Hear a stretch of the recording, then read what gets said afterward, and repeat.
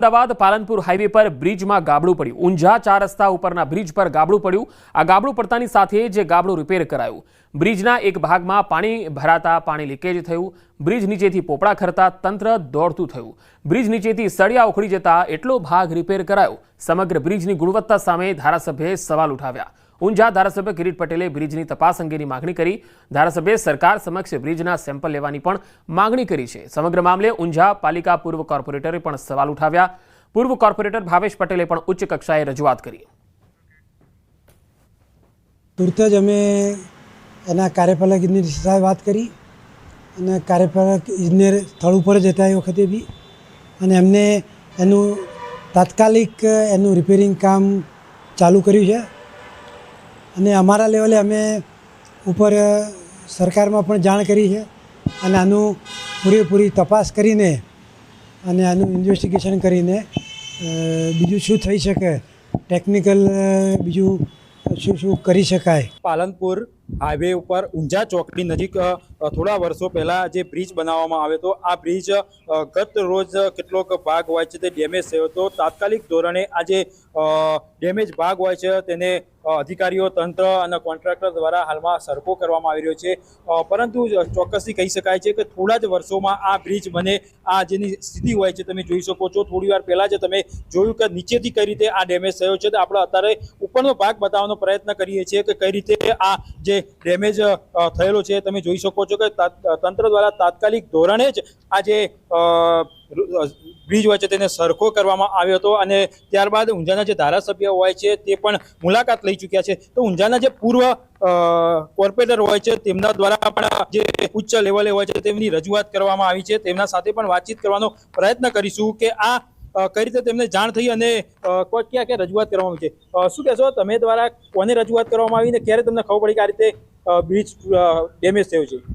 ગઈકાલે સવારે જ હું અહીંયા જ્યારે પસાર થયો ત્યારે બ્રિજના જે પોપટા ખરતા હતા, જે આરસીસીના જે ખેલાડીઓ જે બધી બહાર નીકળી આવી હતી, જેને તાત્કાલિક અસરથી મેં ગુજરાત ચીફ સેક્રેટરીને આ બાબતે ઈમેલ દ્વારા જાણ કરી છે। તે બાબત તેમ આરએમબીના ઉચ્ચ અધિકારીને પણ આ બાબતે જાણ કરી છે। એટલે તંત્રની જે ગંભીર બેદરકારી અને જે કોન્ટ્રાક્ટરની ગેરનીતિઓ જે હતી એને સ્પષ્ટપણે સરકારને મેં ધ્યાન દોર્યું છે। મહેસાણા પાલનપુર હાઈવે પર ઊંઝા 4 ચોકડી ખાતે થોડા વર્ષો પહેલા એક બ્રિજ બનાવવામાં આવ્યો હતો। આ બ્રિજ ગઈકાલે જે કેટલોક ડેમેજ થયો છે તમે જોઈ શકો છો। આ બ્રિજ કેટલો ડેમેજ થતા તાત્કાલિક ધોરણે જે તંત્ર હોય છે તેના દ્વારા જે સમાજની કામગીરી હોય છે તે કરવામાં આવી રહી છે। પરંતુ આ જે બ્રિજનો કેટલોક ભાગ ડેમેજ થતા તાત્કાલિક ધોરણે જે એક બાજુનો જે ભાગ હોય છે તે અવર જવર બંધ કરવામાં આવી છે।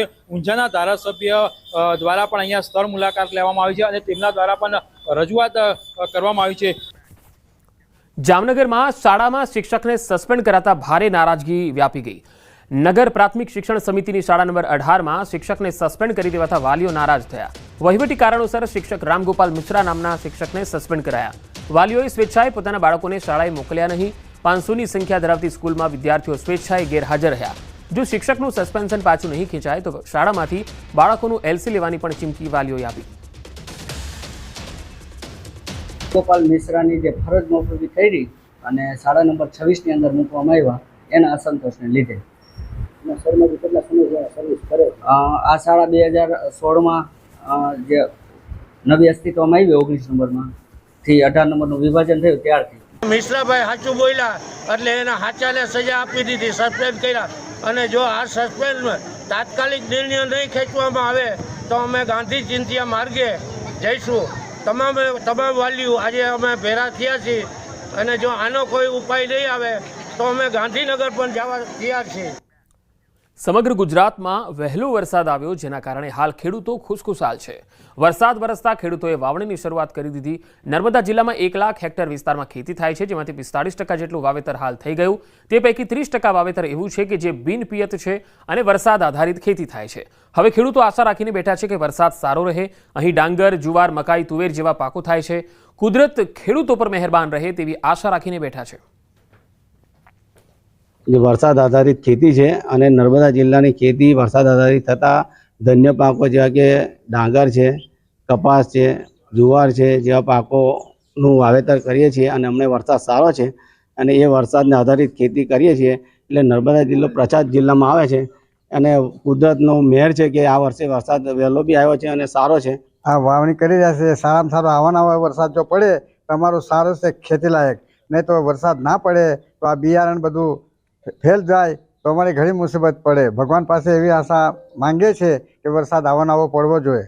હમણાં વરસાદની સિઝન ચાલુ થઈ છે ને બિયારણ મોંઘા મહિનું નાખ્યું છે અને વરસાદ સારો પડે છે અને વાવણી લાયક વરસાદ પડે અને સારો વરસાદ થાય તો બિયારણ ફેલ ના જાય એવી ભગવાન પાસે અમે અપેક્ષા રાખીએ છીએ.